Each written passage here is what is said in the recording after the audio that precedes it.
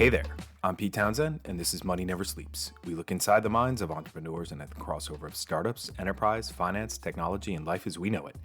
On the show this week, we've got Brian Kenny. I'm Brian Kenny, the CEO and founder of MiniCorp. Sharing his story on MiniCorp, who are based here in Dublin and help companies create exceptional digital products and experiences. This is one of my favorite episodes of late as we go deep into why Brian does what he does as the leader of MiniCorp and as an individual and as a family man. We get into the mainstays of his modus operandi throughout his career in tech, what makes MiniCorp unique as a digital product agency, being true to himself and those around him, and the importance of balance and human kindness. All right here on Money Never Sleeps. So Brian, you know Gary Vee. I don't know about that. I've met him before, all right, but I wouldn't say that I know him. But you had him on a video of yours doing the intro. I did. So quite some time ago, I was really into trying to figure out the best way to get through marketing quite quickly. And Gary was actually putting on an event here in Dublin. And I know the guys from the Startup Van pretty well. But what I decided to do was I was doing a kind of a mini vlog series at the time. And I cornered Gary in one of the events and said, listen, it would mean like I don't necessarily need you to sign a book or anything like that, but what would help me on my little journey is if you could just shout out this phrase for me on my camera. And he did, and it got some traction. Awesome. And for all our folks out there who may not know who Gary Vee is, Gary Vaynerchuk, he's a media coach, mentor, ad Supremo guy out in New York City. I saw him at the Dublin Tech Summit, the first one at the convention center, where he came out on stage wearing his beanie cap, and impressive speaker. I would say very like an acquired taste for sure, but I think the motivation, the inspiration, the kind of the get up and go that he kind of lights a little bit of a fire underneath you. It is definitely an acquired taste, but there was a period where I absolutely gravitated towards it and really kind of lit a fire underneath myself. And I'm very thankful to him for that. Yeah. Absolutely. Cool. Well, listen, that is just one example of the things that I've dug into before welcome you on to the show tonight. So I'm concerned now as to all of the different, what you've been reading through. Dude, I got a bit more. It's like when your life is online, your life is online. So, but listen, where we wanted to start tonight is where we start with everybody, which is your backstory, right? How you got to this point in your career and in your life. So maybe don't need to start from, biological inception, but please give us a start from the right point and walk us through how you got to this point. Yeah. Yeah, it's a great question. And I often, when you're on a plane traveling around and you get some time to yourself, just try to think back and to figure out where it all got started. And I have to say, I'm very thankful to my parents because for some reason, they understood what was happening with their son and put the right tools and the right infrastructure around me to really help me to figure things out. And at the time, it was just purely building. Like I really enjoyed building things and started off obviously with Lego and other kind of toys like that, but quickly evolved when I was quite young into my dad getting the first computer in our house. And around our town, there would literally be nobody with a computer at all. And he took the time and took the work in order to bring that tool into our house. And that really started me on my journey where you start to look at this virtual world where you say, my goodness, you can literally build anything with this tool. Like absolutely anything is possible. And I always thought at that age that you're restricted by age. You're restricted by, there's certain things that you're able to do as a child and certain things that you can't. And you have to wait until you're an adult before you can really go out there in the world and put your own stamp on it. But with behind a keyboard, behind the computer, you could build anything. There was books galore. You could read, you could do whatever you wanted in order to make your own world in a way. And so from that, it quickly evolved into my dad then starting to understand that I had this business acumen together with it. And so he helped me I think it was maybe 14 or 15 years old. He set up a company for me and he would go out in the world and be the business front or the businessman who would wear the business suit and go and have conversations with different companies to start to talk about bringing an online presence for them. How could they be a part of this digital world? And I'd be in the background kind of carving up websites and making new kind of web pages, I guess, at that time for these companies, and it kind of slowly started to evolve and snowball into that. And so I think like any person at the very beginning of their career, you then, I had a choice to make. It was do I want to go to college, or do I want to continue on the business path, on the business career? And I decided to, instead of going to college, so my brother did something exceptional for me. My brother, he was doing science, pharmaceutical science in UCD, and he, for his first year, had to take computer science as one of his courses or one of his lectures. And he invited me along to those lectures and to say, have a look, let me know what you think about this and whether this would be something that you would be into for doing for 4 years, because it's a sizable chunk of your life. And I went, I learned, and I definitely figured out that there is depths to the computer world, as in you can get into bits and bytes and RAM and everything else, and trying to really understand, let's say you're on an island all by yourself, could you figure out how to build a computer from parts, essentially? And it was going far too in depth for me, so I decided to go on the business side of things instead. And I took a job actually in Dunnes Stores in Cornell's Court, and I was packing bacon and frozen goods in the aisles, and really started off my career. And it sounds like, just something that every 16 or 17-year-old does. But realistically for me, it was, I put in hours and I get paid for these hours. This is a fantastic, absolutely love it. So then came the next decision of, well, how do I marry this idea of work back to what Web Advice, that company, was? How do I marry it together with computers again? So I took a job in IBM and managed to do data entry, because I had no degree or anything like that. So literally had to start at the bottom. But there was a lovely lady there by the name of Susan, and Susan was the systems administrator. So she would be in charge of all of the computers and all of the servers and everything within the company. We're in a little satellite kind of IBM office in Harcourt Street. And I went up to her one day and I said, listen, Susan, at some point you're going to want to leave here, or to move on, or you might take another job within IBM and grow. And I would be absolutely humbled if you would mentor me now to take your role once you transition out of it. And luckily she said yes, and I eventually transitioned into her role. I think I actually lit a little bit of fire underneath her as well. She's going, maybe I should start to think about going up a little bit further. So got that job, and then kind of moved into Black Knight. Black Knight was an absolutely phenomenal company. They still are kind of the head of data centers, of infrastructure and tech in Ireland, and had done such amazing things. And so I helped them to build out a data center, and was really starting to get further and further into this tech world. And I decided that that's not really the path for me. You could, become an absolute fantastic engineer and build some amazing things with computers. But I think what I wanted to do was to build product. And what I wanted to do was connect more with other consumers and humans, and understand behavior and relationships and everything else. And so I became really involved and infatuated almost with the startup ecosystem, and the big grandiose dream of kind of going to San Francisco and starting something, and hearing all these tales. And so obviously at the time, Instagram was the hot app. And the one thing you could do with Instagram is you could follow people. And what I wanted to do instead is to follow locations. So could I follow Facebook in Palo Alto? Could I follow GitHub in San Francisco? Inside those places, as in each person that posts a photo within that location, you can go down through a stream and see what's going on behind the walls. And I then got married, and part of our honeymoon was to go to San Francisco. And a guy called Michael looked me up, and he was working at Instagram at the time, and said, we love what you've done with Spots. Wow. Would you be on for just grabbing a meal in San Francisco when you're here? And I looked at Lee and I was like, my goodness, is this like the thing that happens in the books where things get acquired and start? Yeah. And I was like so wet behind the ears, Yeah. And so we're entertaining a conversation. I didn't know what was going on at all. And by the end of the meal, I was kind of absolutely walking on a cloud. But it turns out then that Facebook bought Instagram, and the whole conversations got shut down. But it really taught me.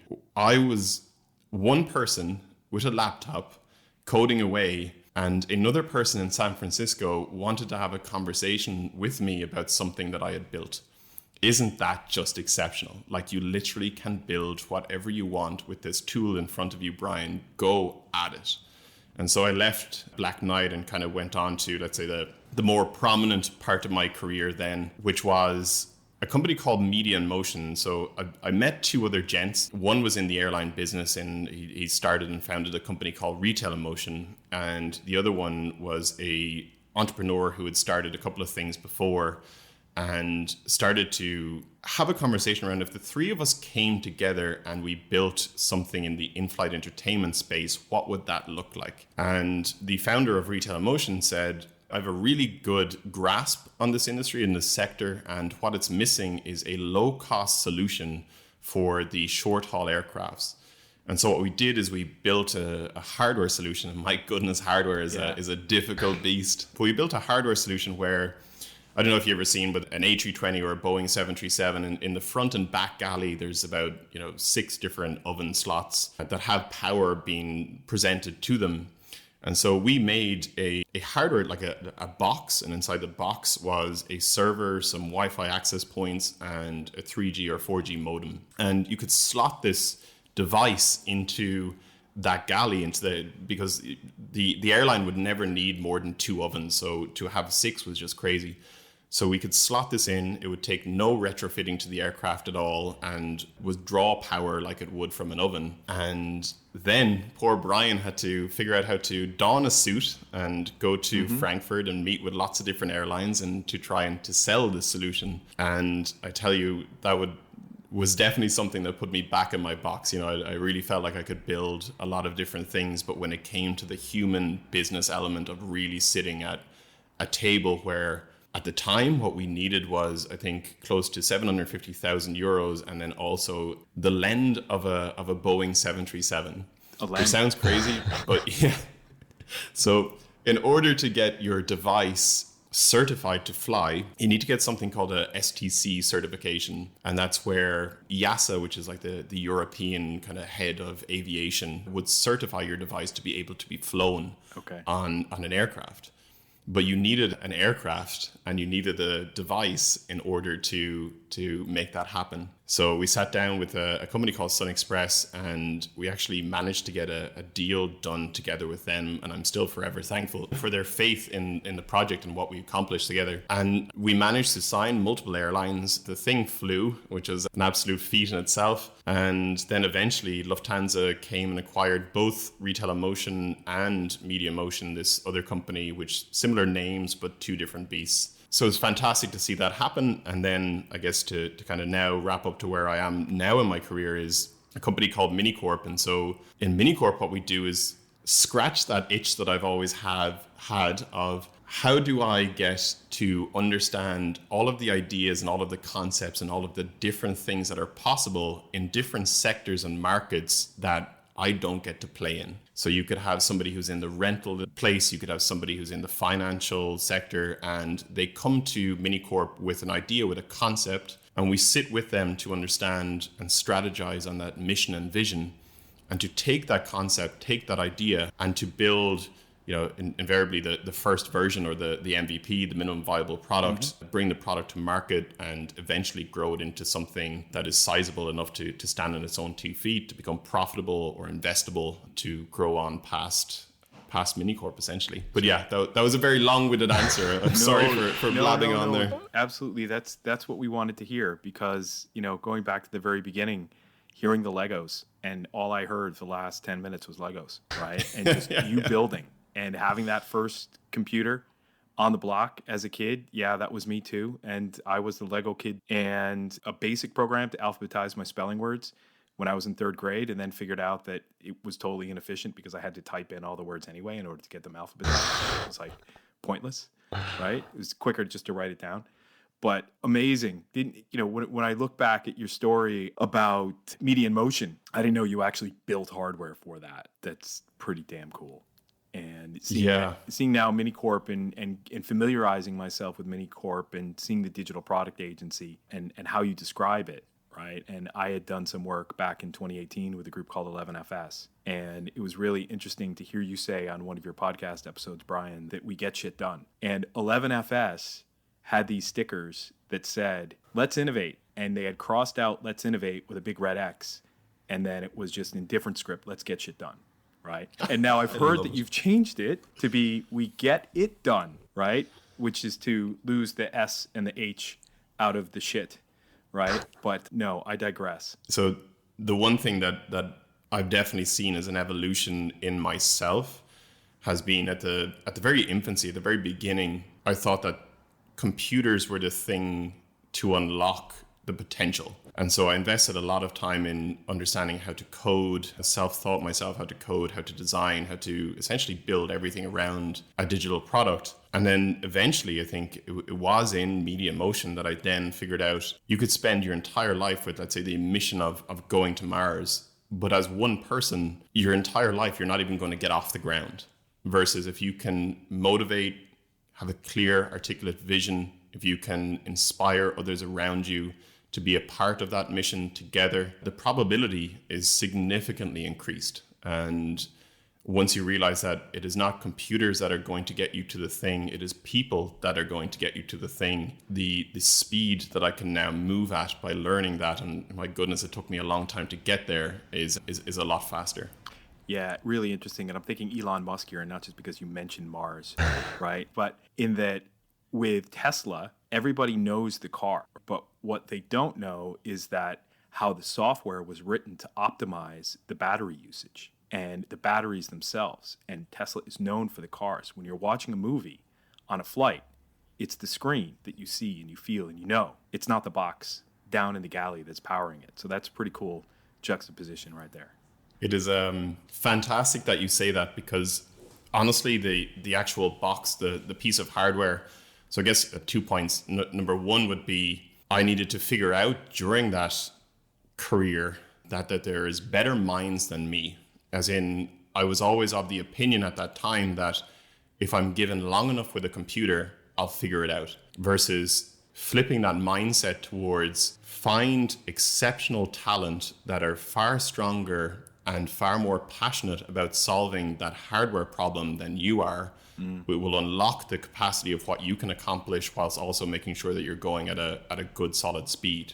So that learning alone was phenomenal for me. Absolutely. The second thing is with Media Motion, with the actual box, the box is just a box. Server or no server, it is essentially what you fill the box with that means the most. So trying to figure out joint venture deals with magazine companies, going to the Hollywood movie studios and figuring out how digital rights management works and how you need to have this whole sense of security within the box. And then also understanding the consumer and saying, if you're stuck on a short haul flight for about between 2 and 6 hours, what would you love to know? And more often than not, it's if I'm flying into Paris, what is happening in Paris tonight? Can I go and book a hotel? Can I look to see, is there a football match on? Can you tell me more about Paris? And so really thinking, much like what you say about the car in Tesla, thinking about what is the actual sweet spot? What is the win for this company? Because the actual hardware is just a tool, it's just the connection. Yeah, I'm with you. You're kind of touching on some of this stuff already, Brian, but really interested in kind of picking away at some of the trends here in your modus operandi, right? And that weaving through old school web apps to Black Knight to the in-flight entertainment and building digital products through MiniCorp. You might have had a different canvas each time, but I'm sure your artistry was pretty similar. But now we're talking about moving from hardcore coding to design to now your focus with MiniCorp of growing the business and supporting those around you, right? What are some of the common themes all the way through there that you still draw upon today while growing the MiniCorp business? It's a great question. So I think for me, one thing that has absolutely always shone through has been ambition, this hunger, this yearning to never stop. And I know that a lot of people kind of talk about this getting punched in the face over and over again and wanting to get back up. But honestly, it probably doesn't shine very well on me, but that is something that has been with me all of the time. When others tend to give up, I have this perseverance, I have this passion to keep on pushing through. The second thing would definitely be no bullshit. Honestly, what I've seen over and over again, and maybe this is just the service industry of what MiniCorp sits in, but it's also in the corporate environment and sometimes in the SME market as well. You have a time slippage. Like it takes consultants, it takes so much longer than it needs to in order to accomplish things. And so at the very beginning, when we set up MiniCorp, it was about, I know that I can go to another agency and get this built in 3 months. But in MiniCorp, we knew that the fastest route to market is to get the product into the hands of a consumer as fast as you possibly could. And so this scrappy, agile, get it out as fast as you can, but realize that there is a certain level of trust that comes with the design and aesthetic of an app. As in, if you see a button that's a couple of pixels off compared to different elements on that app, you'll lose a sense of trust. You're not going to give your credit card information to that. You'll feel like it was kind of just thrown together. But more towards, you should feel a little bit upset or a little bit of a, God, this really shouldn't be put out there in the world. But the sooner that we could get our products or deliver things to the hands of somebody who's going to use it, the faster we could learn, the faster we could get consumer feedback, the faster we could adapt and validate assumptions, essentially know and continue on the right path. So between that and the knowledge of, if you're to hire some of the top firms, I would say close to 70 or 80% of the service fee will go to managers and all of the other ecosystem that surrounds the 20% work that actually needs to get done to push things further. Mm-hmm. And so we just wanted to go and hone in on that 20% and learn as much as we possibly could. And I think one thing that I really haven't touched on is what the main mission and goal of MiniCorp is. So, I was just going to ask you that, so please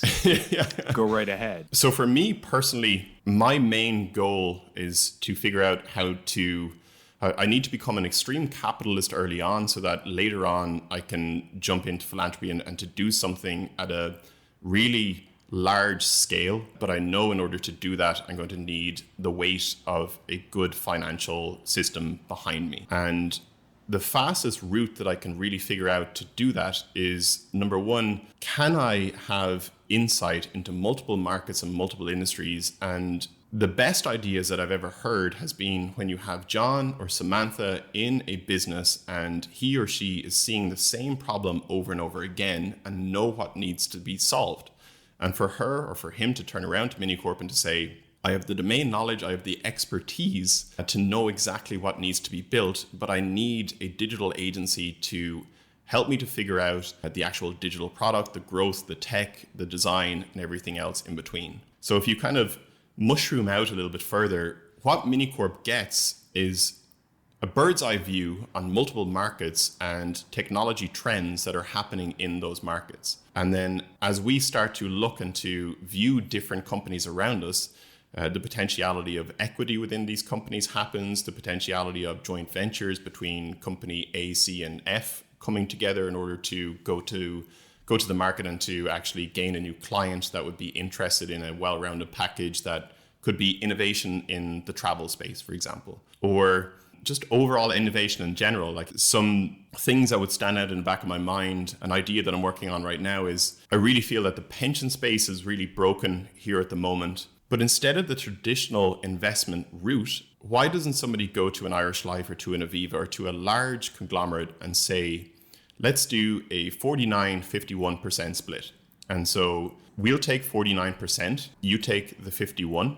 And what we'll say is you fund the entire operation. We build a top class innovative pension solution for the 20 to 35 year olds that you're losing at the moment. And if within 3 years, if we get it to 100,000 users or 100,000 customers, you buy back the remaining 49% from us at an agreed fee that we set right now. And so you have a guaranteed exit, a guaranteed roadway, and the opportunity to actually accomplish something well. So I think thinking about deals from a perspective of not just the traditional startup path, but also thinking from a perspective of that C-level exec in Aviva gets to turn around in a boardroom and to say, you know, the 20 to 35 year olds that we're missing, I put a plan in place 2 years ago and this is working. And now we own the entire thing. And she looks like the absolute rock star within that company.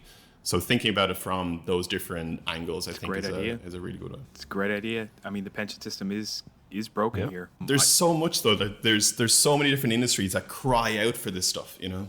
But I think it's like finding the match of that problem that's screaming, right?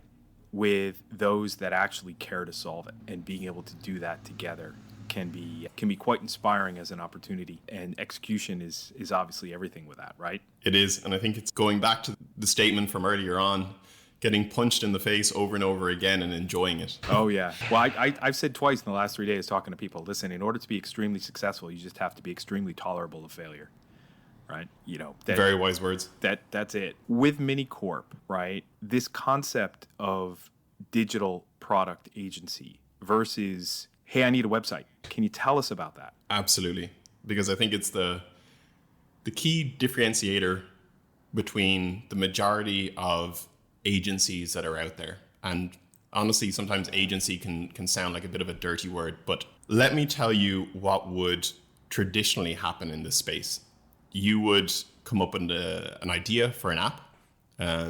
You would perhaps have some domain knowledge in, let's take the pension app idea. And let's say instead of going to a conglomerate, we're actually just going to go into to build it ourselves, and then hopefully it gets acquired at some point in the future. First of all, you have to figure out everything around how that product is going to hang together. So to build that application, you kind of need to have a functional spec, a clear vision, a clear understanding of the screens, and to really go to a designer and to say, this is exactly what I want, please make that happen. And the level of experience that that person may have could be quite low when it comes to digital products. The difference between the gun for hire approach versus what we're going for is, at the very beginning, we spend an immense amount of time in strategy and research. So person comes along with an idea and says, I want to build something in the pension space. We first of all feel that we should challenge that idea, like deeply challenge it, and to say, what is the market? What are you trying to build? How do you know that that's there? Show me all of the work and research that you've done prior. Then to take that together and peppered with our own experience and to do our own research and to look at not just the pension space, but similar markets, similar growth trajectories, similar kind of startups that maybe in a different industry, or some companies that have solved parts or subsets of this idea and have either won or failed, so that we can learn from all of those lessons as well. We'll come back with a well-rounded product roadmap as to what we need to build and why, a growth trajectory as to how do we get from the first 0 to 100 customers, how do we get from 100 to 1,000 and further on afield from there, and a really solid plan as to how that's going to happen. Then we start to build up the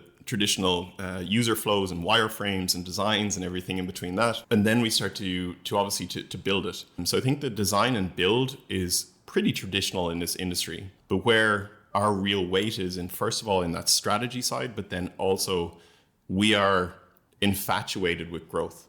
So a lot of people tend to think that it's really about just going from 0 to 10,000 customers as soon as you can, versus we'd ask you to hold back, and we would say, let's first of all understand those first 100 customers or even the first 10, and to have an intimate conversation with each and every one of them, and to get valuable feedback to see, how is the functionality performing? Can you tell me more about what you loved and what you hated about it? I mean, the story of kind of Brian Chesky and Y Combinator comes back to me over and over again, where when he joined or got accepted into Y Combinator with Airbnb at the very beginning, the guys in Y Combinator turned around to him and said, where are the majority of your customers? And Brian was, I wouldn't worry about it. I've only got 100 or 120 customers or something like that. It's completely small. And they pushed him again and said, where is your customers? And well, they're all in New York. And he said, well, what are you doing in San Francisco? And his rebuttal was, well, I don't want 120 customers. I want a 1,200,000 customers. I want to grow this into an absolute beast. And the rebuttal was, you will never get a better time to sit down, to knock on the doors of these people that use Airbnb right now, and to have a one-on-one intimate conversation to say what is working well and what isn't, so that you can improve and get better and bring it to the next level. And I think a lot of people get that part wrong, where they just jump in and say, if it's not automated, then I'm doing it wrong. Versus if it's a manual process that you've had the conversation and the full knowledge behind you after having the conversation with those customers, then you can automate it. If you see a trend, if you understand the trend and you carry that knowledge forward with yourself and forward with the product, then absolutely solve for X.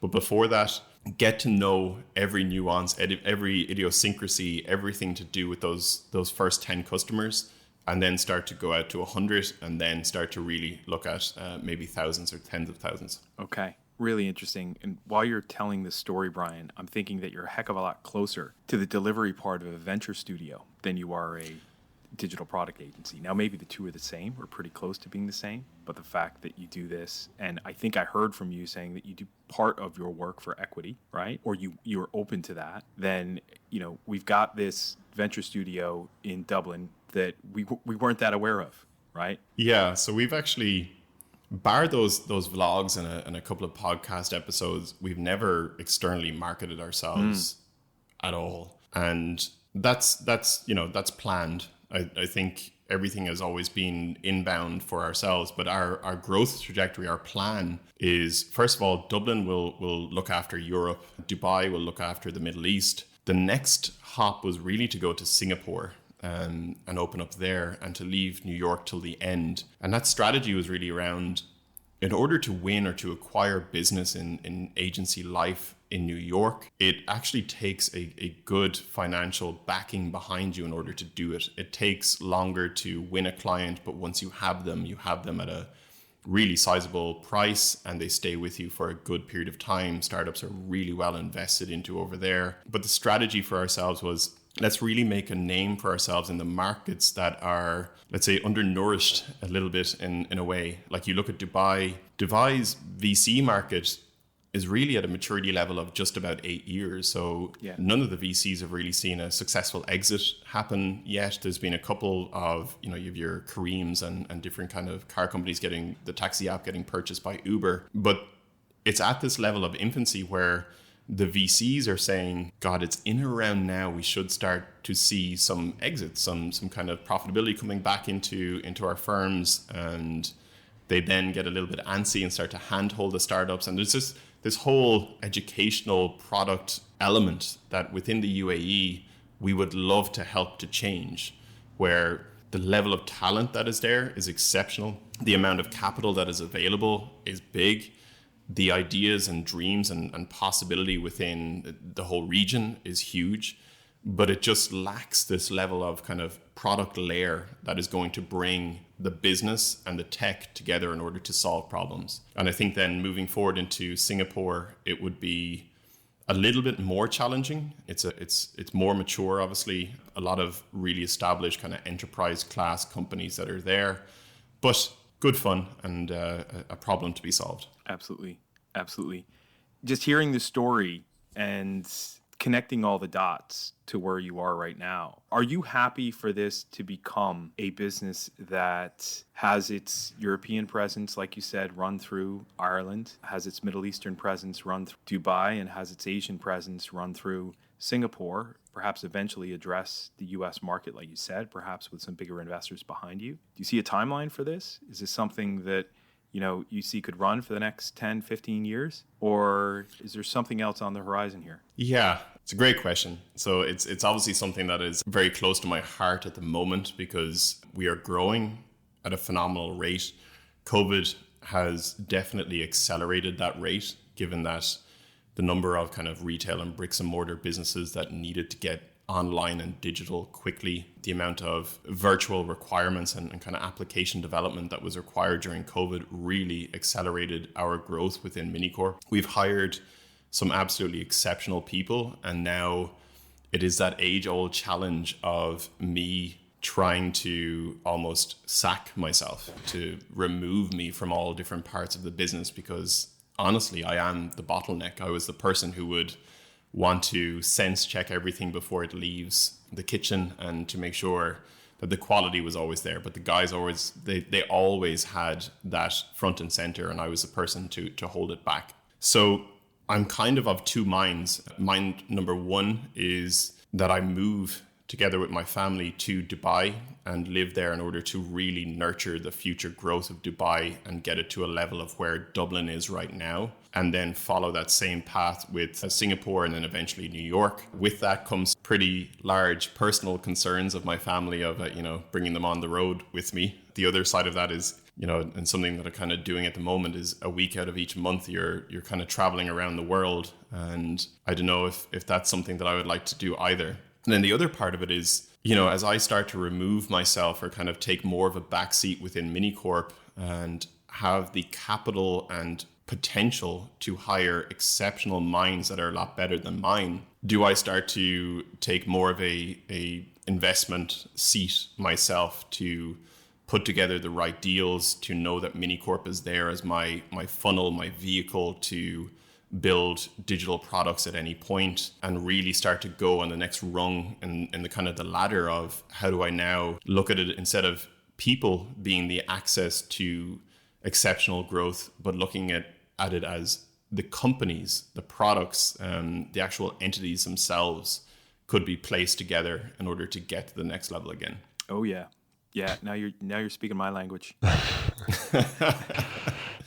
I would say I'm definitely wet behind the ears, I'd say, compared to yourself. You know what? It's been fascinating because I've just been kind of taking it all in terms of all of the general story, your own story, and then obviously what you're doing with MiniCorp. And how have you found your own personality and that drive and that want to solve all these problems? How has that, I suppose, worked against you over the years? I'd love to know that. And then do you feel at a point maybe that new challenge is to step that kind of level above and be able to put lots of pieces together? Going back to the Lego bricks analogy. Yeah, it's exactly. I'd probably tell you a bit of a tale, and it's not a great tale, but it's one that's happened to me. God, it must be about 2 years ago. So I don't know if you know this, but I'm an absolute avid Justin Bieber fan. Okay. Love Justin Bieber, okay. Love the music. Absolutely unexpected. And I hear it time and time again. It's too late to say sorry, buddy. But my wife, for my birthday about 2 years ago, bought us tickets to go and see Justin Bieber in concert here in Dublin. And she even sprung for like the golden tickets. Like I was in like the golden booth thing, or it was meant to be. And we're walking down towards the concert to the venue. And I was wearing sunglasses at the time, and these two really young guys just came along and kind of whipped the sunglasses off my face and ran off. And so I ran like crazy to go and to chase them down, and thought it would be, I'd just take the glasses off and say, you guys are messing around, and off I go back to the concert. But it turns out there's like 10 other little guys, and they all proceeded to really hurt me to a point that I went unconscious and kind of broke my jaw on both sides and everything. Whoa. To me, it was perfect. Like I really feel for my wife, because my wife sees me unconscious in the ground, and this absolutely violent act happening. And I actually lost my short-term memory for a period of time where I couldn't remember my second daughter, Nina, and I would be in hospital, and my wife had to obviously go and to mind the kids during the day, but she would leave me a note that I would read over and over again to say, like, because I couldn't remember what happened. Wow. So I'd read this note over and over again. And the one thing that always stood out to me the most during that period was I woke up the second day, I think the first or the second day in hospital. And even though my short-term memory was gone, I sprung out of bed and said, I need my laptop. I need to pay wages as soon as possible. And it kind of really brings home this idea for me of absolutely, passionate, ambitious, hungry, but there was no wall, as in there was no disconnection between like, when does this actually stop? Mm-hmm. When do you say, Brian, you need to look after yourself. Don't worry about this stuff too much. Don't push yourself too hard. And to get, you're literally in a hospital with your jaw broken, and you're more concerned about paying wages than getting better. So I think that has been a massive learning curve for me, to a point that I then hired somebody to just really to talk to and to be a coach to myself, and to really go kind of lean in on the mental health side of things, and to say, really when you're in this position, you're responsible, and your fiduciary responsibility is to your team, to the company, but who do you talk to about this stuff? Who do you actually really start to resonate with, and to have somebody just to chat through. So that whole part of my life now is in a very healthy position. I'm very thankful to say, and it's been amazing to know that there's people around me now that I can see if I'm pushing myself a little bit too hard, if I'm going a little bit too all in on it. But yeah, you can definitely get caught up in that. You can. No, it sounds like a real wake-up call. Absolutely. But it's also, it could be the characteristic that makes me, and it can also be the one that breaks me. And it's whether do you have the right support structures around you to make sure that people are saying that you need to check this now. Yeah. Mr. Miyagi says balance. Exactly. But look, I know myself, I get to work with so many different companies. It's, to get excited and to get really kind of passionate about all of the different ones, and you're spotting the opportunities. And I found myself, I remember one of the days on the train, I was texting, emailing a company who wasn't even a client of mine about an idea I had that would be of relevance to them. And it's trying to hold back sometimes. Like you said, all the ideas that are coming across your desk, all the strategy stuff, it's probably hard to pull back from pursuing everything. It is, but it's phenomenally exciting. Like when you think about it, from pet food to how do you rent a house or rent an apartment without ever talking to anybody, having to meet anyone, and you get your keys digitally on your phone, to like there's just so many different things that I find so interesting and so exciting to actually be a part of that, where you really become an integral part of a conception, an idea, a business that's being born. And then when so Butternut Box was one of our very beginning clients. And I think now in total, they've raised over like $120 million or something from that period to where they are now. Like that is a absolutely wonderful accomplishment, to know that we had a small part to play in that at its very, very beginning, at its most fragile state. And I think if you don't come to work with that smile on your face or get excited by those things, it's realistically the wrong industry or the wrong thing for me or for that person. Yeah, yep.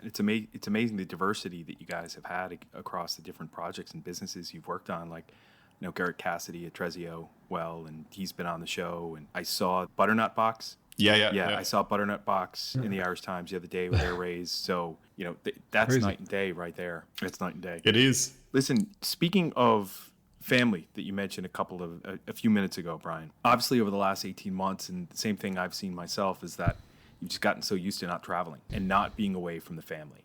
Has that changed how you're thinking about the next 18 months and what that looks like in terms of when travel resumes, and how you may do things differently or do things the same because of how things have changed over the last 18 months with your own relationships? Yeah, it's a fantastic question, Pete, because I don't know about how you both have found COVID, but there was a real yearn for myself to huddle together to get through the last 18 months in whatever way we could. And there was some Zoom conversations, there was some beers, there was everything in between. It was a very strange time, and still is in a way. But I tend to take comfort in now being around my family. There's nothing better than having a cuddle with my girls watching some TV, or just playing together and doing everything that you really enjoy during fatherhood. I mean, my girls are 7 and 4, so they're still quite young, and they're so much fun to be around. But on the flip side of that, you also need to realize, what do you want to accomplish, and how do you make sure that you're always consistently pushing yourself outside your comfort zone? I think we would all like to be as kind of cuddled and cozy on the couch for as long as we would like to, but getting out there, getting on the road, getting to meet people again, it's a part of my life. It's a part of how I grow this company and how I grow myself and my personality, and grow the things that I would like to accomplish in life. And sometimes you do have to make sacrifices. You have to say to your family, listen, I'm off for a week. I can't wait to see you guys again soon. And it's hard for both of us. But imagine I was 90 years old and I was on my deathbed and I was looking back and saying, God, I wish I did do those things. It's on me. It's on my own self now to do that, to make sure I do it. I'm with you. Yeah, that puts something in perspective for me that I'm thinking about in terms of that mentality of being away. So interesting that you've shared that at this very moment. Come on, let the cat out of the bag. Well, I'm considering something that would take me away. We'll see what happens there, but I think there's plenty more for all of us to connect on after we're done recording Yes. the show tonight, Definitely. that we can open up a bit more on. But Sounds good. I mentioned Mr. Miyagi a couple of minutes ago and balance, and listening back to some of your stuff, Brian, and hearing kind of this internal struggle that you have between this mild-mannered optimist and assertive pessimist. Right? And have you found that balance yet? Because this was, I think it was about a year and a half ago when I think it was the first 4 episodes of your podcast in the year 2020 that you were doing weekly as a bit of an audio journal for yourself. And I was hearing some of that there, and I think you expressed it yourself a couple of times. And have you found that balance? I think I'm closer to finding it than I was then. Will I ever find it? I'm not even sure, because each part of this journey is still a stronger challenge. And as you unlock the next level of the adventure, a new range of challenges are there to present themselves and for you to figure those out as well. And it's really about starting to figure out, well, what are the mechanisms that I'm going to incorporate into my life to make sure that I think at least about the balance. And things like, using Headspace and doing mindfulness and everything in between. I've literally tried them all. Yeah. And some stick and some don't. The ones that have absolutely stuck for me is running. I run like crazy. I love it to bits. It gives me the headspace. I can't look at my phone because I'm about to pass out because I'm so unfit. But it's incorporating different elements that work for you in your life, and don't worry about all of the other kind of in vogue, sexy things that people say you should try to incorporate as a habit right now. It's about consistently trying to see what works for you, build that into your life, and know that you have it there to kind of lean back on when you need it. So yeah, I'm getting closer to it. Okay. Probably not there yet. Yeah, no, I didn't think it was going to be there yet. I think Mr. Miyagi found it, but he's dead now. So rest in peace. I think Pat Morita, great on the Karate Kid series, and on Happy Days. He was on Happy Days as well. Was he? He was. Yep, he was. You mentioned that you're a runner, and I know that you've run the Paris Marathon, or at least you hinted at the fact that you were going to. And I've done 2 myself. I did Dublin. I did Boston. I was going to do Boston a second time, but then my back blew up and I retired from marathoning in the year 2004.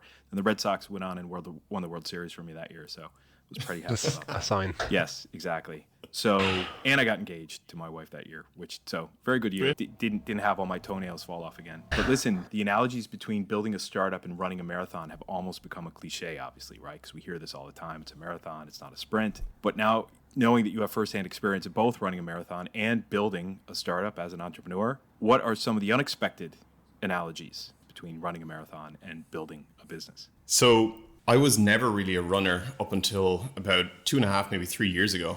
And I set myself this challenge of I wanted to run a marathon in under 4 hours. And the first marathon that I picked was Paris. And what a beautiful run. Absolutely stunning. You get to go around all of the sites and it is amazing. But I probably spent more time looking at the ground going, what am I doing, than getting to see any of these sites at all. And so I think the first analogy, or the first thing that you would draw from that, is preparation, and to understand before you jump in on a challenge or something similar, try to do as much research, try to understand what is ahead of you. Things that I completely got wrong was the fact that I needed gels, these little kind of energy packs that you drink during goo. Yeah, I had no idea that those existed. Yep. Like I'd done a little bit of training, but definitely didn't do enough. And so I then moved on to my second marathon, which is I think about 3 months after that in Cork. So in Paris, I think I got 4 minutes and 15, and then in Cork, I think I got 4 hours and 15, and then 4 hours and 30 in Cork. So I was getting worse. Okay. I'm with you there. I guess from the thing that I learned from Cork is that I had a bit of a cough before I went in, and I said, I'm still going to do it. Yeah. And, that last kind of 10% of the marathon, you can see people slowly starting to fade. The legs are getting heavier. People are going from running to starting to walk. There's people sitting on the side of the street. There's people trying to eat oranges and everything in between.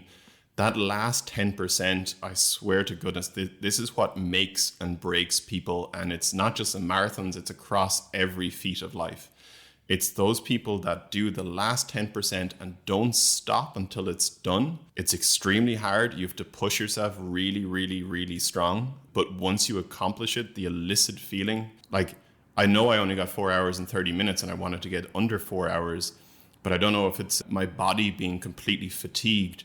But I just broke down in like tears at the end of that race and was in absolute bits. And then my final marathon then was in Dublin. So I think I did 3 marathons in 6 months. And I remember coming up around UCD. I was just coming up near the finish line and I wanted to walk. Like I really wanted to walk. And to a point that like I was kind of like slowing down, and you know when you're starting to slow down to such a pace, you're like, this feels nice. Let's do more of this. Yep. And I looked at the clock, and on my watch it said I was 3 hours and 50 minutes. And if I ran, I'd get there in about 3 hours 57, so I'd get underneath the 4 hours. But if I walked, I wouldn't get it. And I took every fiber of my being in order to kind of push myself to get to that point and to get across and 3 hours and 57 minutes. And most amazing experience. I really had to dig down deep in order to get to the other side of that thing. But now to accomplish it, it just feels amazing. And Absolutely. you look down or you look back and you go, it was only emotion in that moment that made me want to walk. Versus if you can some way kind of extract yourself and go, what is this going to feel like in a half an hour? And let that push you, that could really work. What mile are you at with MiniCorp? It's 6 years. This is a very good question. I would rebuttal to that and say, what mile am I at, or what mile is MiniCorp at? Okay. I would say, what mile are you at? I am probably about 24 miles. Wow. Yeah. It's been a long journey. Dude, we could talk for hours about marathoning. There's so much there. And you know, my Dublin experience, there's actually a picture of me coming around the corner. This was back when you came up past the Dublin Zoo to finish. Past Phoenix Park, and ended up on Capel Street, because this was 1999. And turned from Capel Street, turned left onto O'Connell Street. And what I thought I was near the finish line when I was on Capel Street. And then when I turned left and saw the finish line, how far away it was, my mouth just opened up and my tongue just hanging out of my mouth like I was disgusted. And whatever stock photographer they had there of taking pictures of everybody as they came to that spot got me looking with this most disgusted look on my face. I hope you have that framed. I've got it somewhere. I've got my really deadly cool looking military style picture of myself up on the wall in the office right here of me looking a little bit better running that marathon, but the kids make fun of me for it. Listen, last 2 questions for tonight. This second to last one, we asked for the first time a few weeks ago to Jared Tanham from Island Bridge, and he gave a pretty good answer. And we said that if he answered it well, we'd keep asking it. So what is the one thing that you've found to be true in maintaining your own business success that others commonly believe to be false? I probably only work about 3 to 4 hours a day maximum, and I sleep like an absolute like I'm hibernating. You know this idea of like 8 hours sleep? Yeah. I'll sleep 9 hours, 10 hours easily, and I'll really like this. I got one of those Aura rings, and my sleep record is off the chart. I think they're actually going to send me merchandise at stage. Loyalty points for I'm winning their game. But no, seriously, here's the one thing that I would definitely say that people, especially some of the newer people to the startup or to the ecosystem that we operate in, get wrong. This idea of hustling and burning yourself out and absolutely trying to work every hour that is given to you is madness. It's really around working as smart as you possibly can. It's about doing really good, strong quality work in the hours that you have, and about trying to make sure that you feel happy leaving the office at 2 or 3 o'clock in the day and spending time with your family, getting that balance, getting the time for your brain to distill down what has happened, to make a solid plan for the next day, and to create this yearning. What I love about what I do is that I leave just before I accomplish something, or just before it's getting to that period of I'm getting tired. Because the next morning, I'm so excited to come to work. I'm so excited to get stuck back in, because my brain sees it as something that is rewarding, something that is passionate, something, it's just the excitement of it all. And it comes from not burning yourself out, looking after your body and sleeping as much as you possibly can. It makes sure that I think it was Jeff Bezos that says this actually. Your job as a well-paid executive is to make probably not too many, but high quality decisions and to really think about them and really understand what is the outcome of the different potential scenarios. So it's something that my peers look to me as, and it's like, oh, is he a little bit lazy? Yeah. And I would definitely not think that. Did you read The Everything Store by Brad Stone? I did. Yeah. Yes. Yeah. Very great good book. Yeah. Big insight into Jeff Bezos with that book, obviously. But fascinating. I'd be an avid reader. Love books. Fascinating. I'm teeing up Good to Great next because Jim Collins gets into the flywheel, and Owen and I are obsessed with the flywheel right now. Yeah. Trying to figure out a thesis around that is repeatedly applicable to fintech, which is my first true love. Last question for you, Brian. Would you like to go ahead with it, Owen? Yeah, although you've given us so many stories now at this stage, I'm dying to find out what else you have to tell us that we wouldn't expect. But yes, Brian, what is one thing people wouldn't expect to know about you? Oof. I think we could have nailed that with the Justin Bieber one. What is one thing that people would not expect? I think for some reason, a lot of times in business, people think that it needs to have this level of competition, this level of strength, and kind of almost just, get in there and get things done. I would say the thing that people probably don't get to know until or don't see until they get to know me a little bit better is kindness. Like, I thoroughly believe in doing the best you possibly can for people around you, even at the detriment to myself, because it would be such a phenomenal world if we all looked after each other just a little bit better. And I think because I'm just surrounded in business the entire time, people think that you're just going 90, try to get what you need to get done type of thing, versus I will go above and beyond the call to make sure that people feel happy in their skin, that they're, both on a personal and business level doing well. And if I can help in any shape or form, I will. Compassion for your fellow human. It's, my goodness, it's missing though, isn't it? For some reason, people are just crazy into this selfish notion of just looking after themselves, even to a point that we can't get past the next generation. So when I was speaking about philanthropy and what I want to transition into in the future, it will purely be around the education space.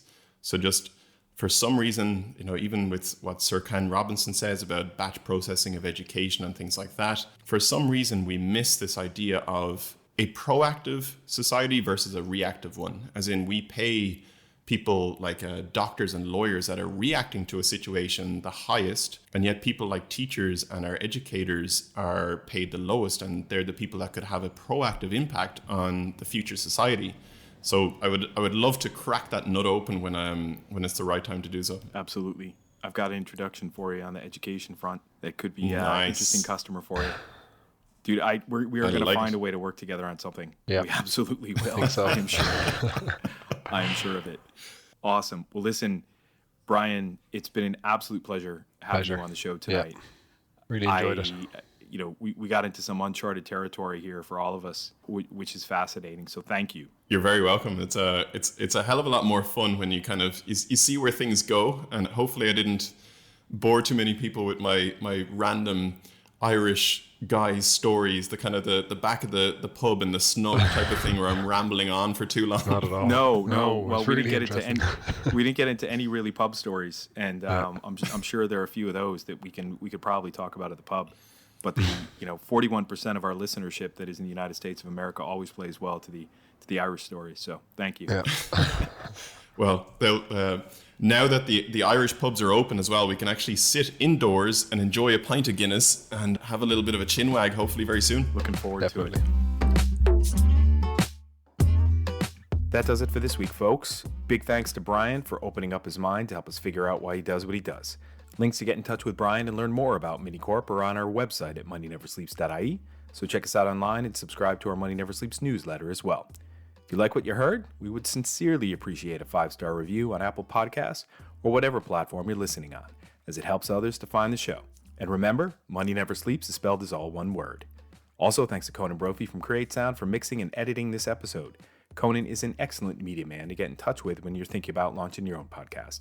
As for me, I'm the founding partner at Norio Ventures, and I'm an early stage startup advisor and investor helping fintech and digital asset startups get their product to market, build traction with customers, and raise funding.